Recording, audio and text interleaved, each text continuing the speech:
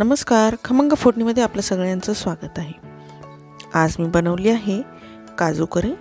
पाहू शकता खूप छान अशी झालेली आहे आणि चवीला सुद्धा अप्रतिम अशी झालेली आहे। सोप्या पद्धतीने कशी बनवायची ते आज आपण पाहूयात। या ठिकाणी मी 100 ग्रॅम काजू घेतलेले आहेत। काजूच्या अशा फाकड्या करून घेतलेल्या आहेत। अखंड काजू मी या ठिकाणी घेतलेला नाही। एका पॅन मध्ये आपण साधारण 3 पळी तेल टाकून घेऊयात व यामध्ये जे फाकडी केलेले काजू आहेत ते आपण चांगले गोल्डन कलर येईपर्यंत परतून घेऊयात। जास्त गोल्डन कलर येऊ द्यायचा नाही, ते जळतात लवकर। तेलामधून काढून घ्यायचे। अशा पद्धतीने सगळं तेल निथळून घ्यायचं। या पॅन मध्ये तेल जास्त होतं त्यामुळे आपण ते दुसऱ्या कढईमध्ये काढून घेतलेलं आहे।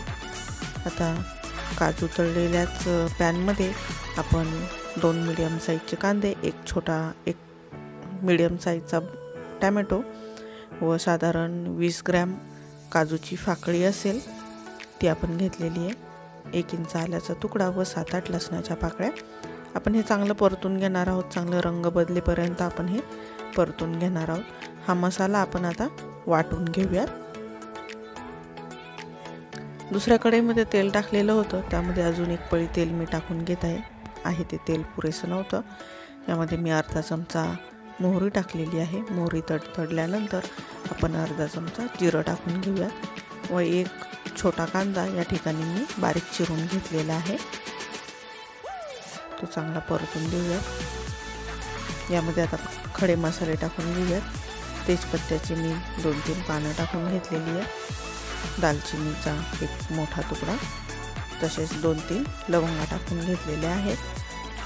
कांद्याबरोबरच त्या पण आपण चांगला परतून घेऊयात व 1 छोटा टोमॅटो बारीक चिरलेला तो पण यामध्ये आपण टाकून घेऊयात।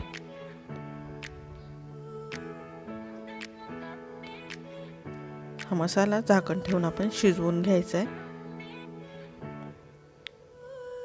5 मिनिटं झाकण ठेवल्यानंतर पाहू शकता गॅस मीडियम केलेला होता।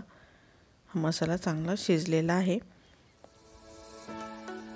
आता यामध्ये आपण जे वाटून घेतलेलं होतं ते टाकून घेऊयात।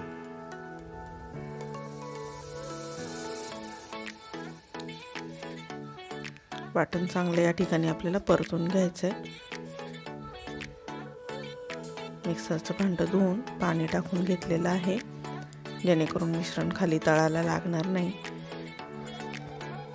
मसाला चांगला शिजल्यानंतर यामध्ये आपण 1.5 चमचा काश्मीरी लाल तिखट टाकून घेतलेला आहे व आपल्या चवीनुसार घरगुती लाल तिखट आहे ते टाकून घ्यायचं आहे। 1.5 चमचा धना पावडर घेतलेली आहे, ती पण यामध्ये आपण टाकून घेऊयात व अर्धा चमचा हळद व अर्धा चमचा गरम मसाला यामध्ये आपण टाकून घेऊयात।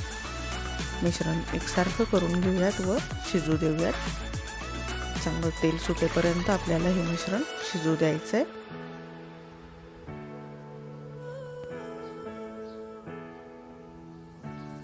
क्रीम न टाकता सुद्धा पाहू शकता एकदम क्रीमी असं टेक्स्चर या मसाल्याला आलेलं आहे। चांगली उकळी फुटल्यानंतर पाहू शकता तेल चांगलं सुटायला लागलेलं आहे। चवीनुसार मीठ टाकून घेतलेलं आहे मी यामध्ये।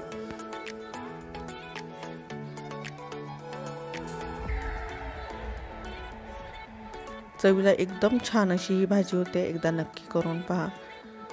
5 मिनिटं शिजल्यानंतर पाहू शकता बाजूकडे तेल सुटायला लागलेलं आहे, म्हणजे आपला मसाला चांगला शिजलेला आहे। यामध्ये मी थोडीशी कसुरी मेथी टाकून घेते।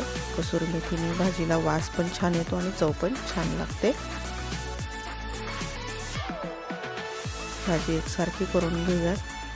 पाहू शकता मिश्रण आता हे तळाला लागायला लागलेलं आहे, त्यामुळे आपण यामध्ये थोडंसं पाणी टाकून घेऊयात। साधारण मी यामध्ये 1 ग्लास पाणी टाकलेलं आहे।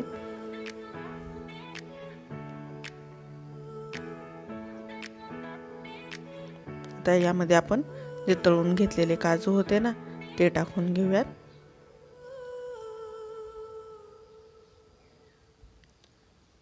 काजू टाकल्यानंतर साधारण 5 मिनिटं आपण याला उकळी येऊ देणार आहोत। जे गरम मसाले आहेत ते आपण बाजूला काढून टाकले तरी चालतील, त्यामुळे ते जेवणामध्ये येणार नाहीत।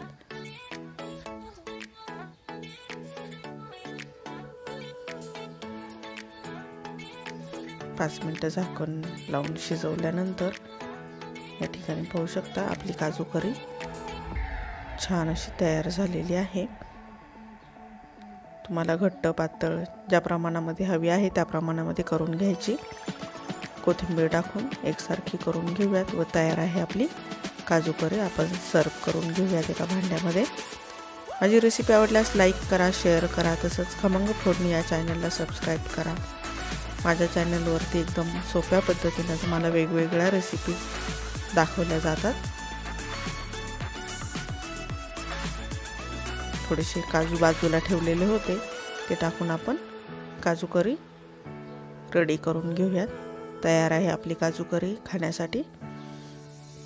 ही काजू करी तुम्ही भाताबरोबर, चपातीबरोबर किंवा तांदळाच्या भाकरीबरोबर खूप छान लागते। एकदा नक्की करून पहा। रेसिपी आवडल्यास लाईक करा, शेअर करा, तसंच खमंग फोडणी या चॅनलला सबस्क्राईब करा। बेल आयकॉन नक्की दाबा जेणेकरून माझे वेगवेगळे व्हिडिओ तुमच्यापर्यंत पोहोचतील। व्हिडिओ पाहिल्याबद्दल धन्यवाद।